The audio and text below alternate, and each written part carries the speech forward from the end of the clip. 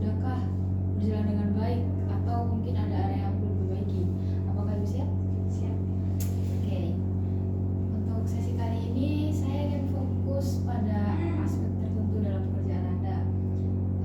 Dengan diskusi dengan supervisor lainnya, mungkin bisa dijabarkan tentang apa sih indikator yang sudah diterapkan dalam pembelajaran.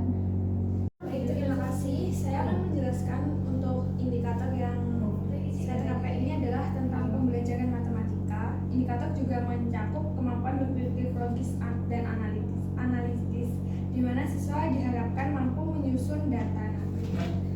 Data yang saya berikan, data siswa yang saya berikan, dan siswa dapat mengenali pola dan data dalam melakukan pembuktian matematis yang saya jelaskan di kelas. Dan kemampuan siswa untuk menyampaikan ide juga menjadi indikator penting untuk mencakup keterampilan siswa. Baik, terima kasih. Ini sudah saya baca secara seksama. Untuk penerapan indikator yang sudah dijelaskan itu tadi sudah cukup baik. Habis ini saya akan melakukan observasi secara langsung bagaimana sih selama prosesnya, dan juga mengamati tanpa memberikan interupsi. Jadi Ibu bisa langsung memulai pembelajaran seperti biasa. Saya hanya akan melihat, dan nanti hasilnya kita diskusikan setelah pembelajaran itu. Baik anak-anak, selamat pagi. Jadi di sini saya akan menjelaskan bagaimana materi tentang penyajian data. Berikut ada materi yang mungkin dapat dipahami. Terima kasih. Dan di sini ada penyajian data. Jadi ada materinya menyajikan data dalam bentuk tabel. Jadi kalian nanti ada tugas atau ada presentasi berkelompok menyajikan data dalam bentuk tabel, lalu dipresentasikan di depan kelas ini ya. Lalu di materi tersebut ada menyajikan data dalam bentuk diagram batang, serta menyajikan data dalam bentuk diagram garis dan lingkaran. Nah, ini terdapat materinya. Nanti saya akan jelaskan di pertemuan selanjutnya dengan animasi-animasi yang mungkin bisa kalian pahami. Dan ini ada cara untuk mengolah dan menyajikan data menggunakan tabel dan diagram. Iya. Lalu ada program kerja berdasarkan rasional dan analisis SWOT. Di sini ada menyajikan data dalam bentuk diagram garis. Jadi di sini ada cara membuat diagram garis. Sediakan data, tabel, dan lain-lain. Ada pengertian, ada contoh, dan lain-lain. Jika ada pertanyaan, boleh maju.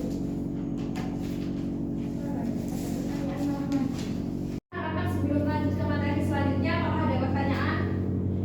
Izin bertanya Bu, diagram batang itu apa sih? Baik, diagram batang adalah sesuai yang di sini. Diagram batang adalah cara menyajikan data yang diagramnya berbentuk persegi panjang, tegak, maupun mendatar seperti ini. Dan diagram batang dapat digunakan untuk membandingkan frekuensi data. Lengkapnya materinya ada di sini ya. Penjelasan yang saya jelaskan tersebut, apakah ada pertanyaan dan mungkin ada yang mau maju?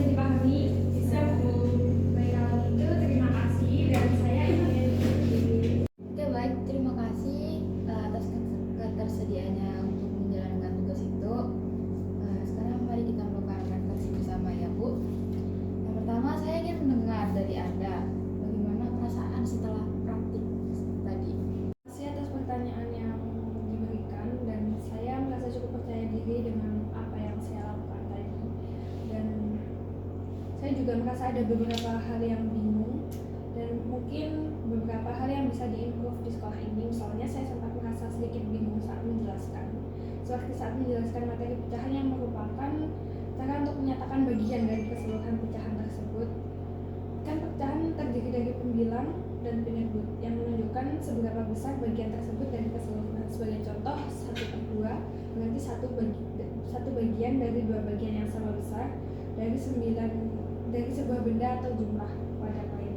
Dan mungkin itu bisa lebih jelas lagi. Jadi saya menggambarkan grafik pada papan tulis menunjukkan bagaimana gradien menentukan kemiringan garis dan bagaimana titik potong mempengaruhi posisi garis pada bidang koordinat.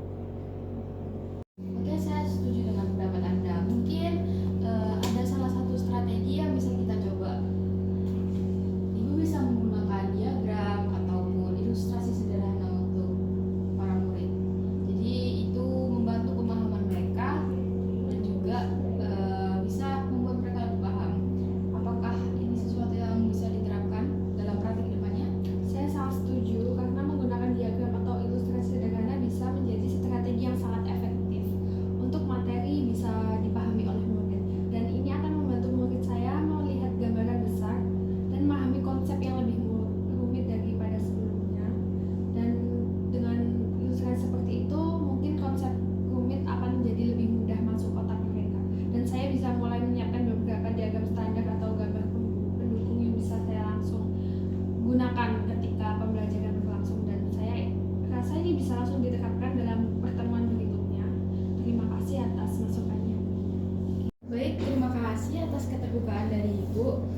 Dari pengamatan saya tadi ya, ada beberapa hal positif yang bisa kita apresiasi dari kemampuan Ibu dalam mengelola waktunya atau cara berkomunikasi dengan para siswa. Dan juga saya lihat ada beberapa arah yang bisa kita kembangkan. Misalnya, Ibu lebih sering berinteraksi dengan para siswa, memperbaiki alur kejelasan atau mungkin sesi tanya jawab gitu. Dan untuk selanjutnya ini mari kita bahas tentang arah yang bisa dikembangkan. Seperti contoh, saya melihat bahwa saat Ibu menjelaskan kepada para siswa atau para murid, ada beberapa bagian mungkin yang bisa disederhanakan dan juga bisa dipersingkat biar lebih efektif gitu. Bagaimana menurut Anda? Terima kasih atas masukan Anda. Saya setuju bahwa ada beberapa bagian yang mungkin saya bisa sederhanakan kalimatnya dan bisa saya sampaikan lebih sederhana kepada murid-murid saya. Mungkin terlalu banyak saya memberikan detail yang murid saya tidak paham detail tersebut. Saya berpikir untuk mencoba menggunakan lebih banyak lagi analogi atau contoh-contoh yang lebih sederhana untuk murid-murid saya, dan dengan begitu mereka bisa lebih mudah memahami. Selain itu, saya juga mengecek pemahaman mereka dengan bertanya apakah mereka mengerti setiap langkah sebelum melanjutkan penjelasan berikutnya, dan biasanya saya juga mengadakan sesi tanya jawab untuk murid saya untuk memastikan jika murid saya paham semuanya.